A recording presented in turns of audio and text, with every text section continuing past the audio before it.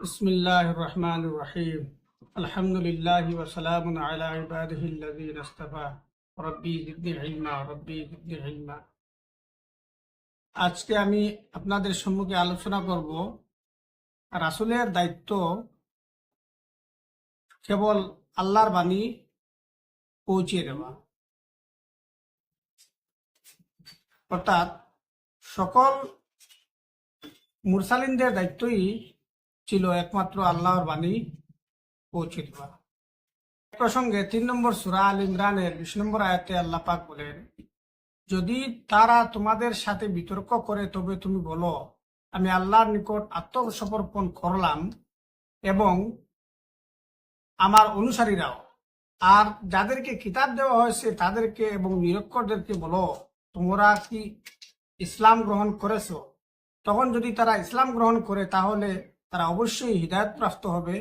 আর যদি ফিরে যায় তাহলে আমার দায়িত্ব শুধু পৌঁছে দেওয়া আর আল্লাহর বান্দাদের সম্পর্কে সম্যক দ্রষ্টা। আবার 5 নম্বর সূরা মায়েদার 92 নম্বর আয়াতে আল্লাহ পাক বলেন, আর তোমরা আল্লাহর আনুগত্য করো এবং আনুগত্য করো রাসূলে, আর সাবধান হও।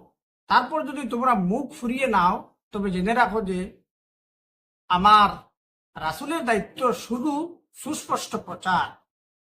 5 নম্বর সূরা আল মায়েদার 99 নম্বর আয়াতে আল্লাহ পাক আবার বলেন, প্রচার ব্যতীত রাসূলের কোনো দায়িত্ব নেই। আর তোমরা যা প্রকাশ করো এবং যা গোপন করো আল্লাহ তা জানেন। আবার 13 নম্বর সূরা রাদের 40 নম্বর আয়াতে আল্লাহ পাক বলেন, আর যে প্রতিশ্রুতি আমি তাদেরকে দিচ্ছি যদি তার কিছু তোমাকে দেখায় অথবা তোমার মৃত্যু ঘটায় তাতে কিছু।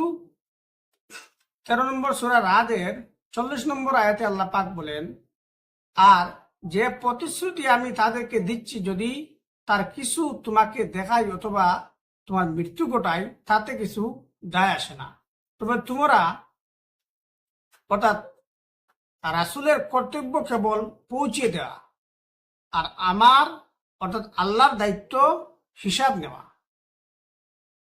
15 নম্বর সূরার 94 নম্বর আয়াতে আল্লাহ পাক বলেন, সুতরাং তোমাকে যে আদেশ দেওয়া হয়েছে তা ব্যাপকভাবে প্রচার করো এবং মুশরিকদের থেকে মুখ ফিরিয়ে নাও। আবার 16 নম্বর সূরা না হলে 82 নম্বর আয়াতে বলা হয়েছে, সুতরাং যদি তারা পৃষ্ঠ প্রদর্শন করে তবে তোমার দায়িত্ব তো শুধু সুস্পষ্টভাবে পৌঁছে দেবে। 20 নম্বর সূরা এর 54 নম্বর আয়াতে আল্লাহ পাক বলেন, বলো তোমরা আল্লাহর আনুগত্য করো এবং রাসূলের আনুগত্য করো, তারপর যদি তোমরা মুখ ফিরিয়ে নাও তবে সে শুধু তার উপর অর্পিত দায়িত্বের জন্য দায়ী এবং তোমাদের উপর অর্পিত দায়িত্বের জন্য তোমরাই দায়ী। আর যদি তোমরা তার আনুগত্য করো তবে তোমরা হেদায়েত প্রাপ্ত হবে। আর রাসূলের দায়িত্ব শুধু সুস্পষ্টভাবে পৌঁছে দেওয়া।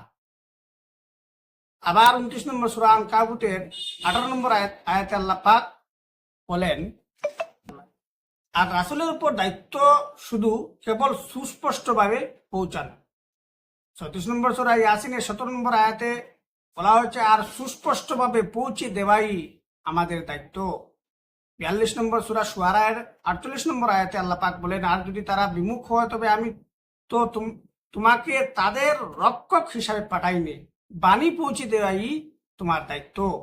64 নম্বর সূরা তাগাবুনের 12 নম্বর আয়াতে বলা হয়েছে, তোমরা আল্লাহর আনুগত্য করো এবং রাসূলের আনুগত্য করো, কিন্তু তোমরা যদি মুখ ফিরিয়ে নাও তবে আমার, অর্থাৎ রাসূলের তো একমাত্র দায়িত্ব হচ্ছে সুস্পষ্টভাবে বাণী পৌঁছে দেওয়া। 72 নম্বর সূরা আল জিনের 23 নম্বর আয়াতে বলা হয়েছে, কেবল আল্লাহর বাণী ও তার রিসালাত পৌঁছানোই দায়িত্ব। আর যে আল্লাহ তার রাসূলকে অমান্য করে তার জন্য রয়েছে জাহান্নামের আগুন, তাতে তারা চিরস্থায়ী হবে। আশা করি বিষয়টি বুঝতে পেরেছেন। ওমা আলাইনা ইল্লাল বালাগুল মুবিন।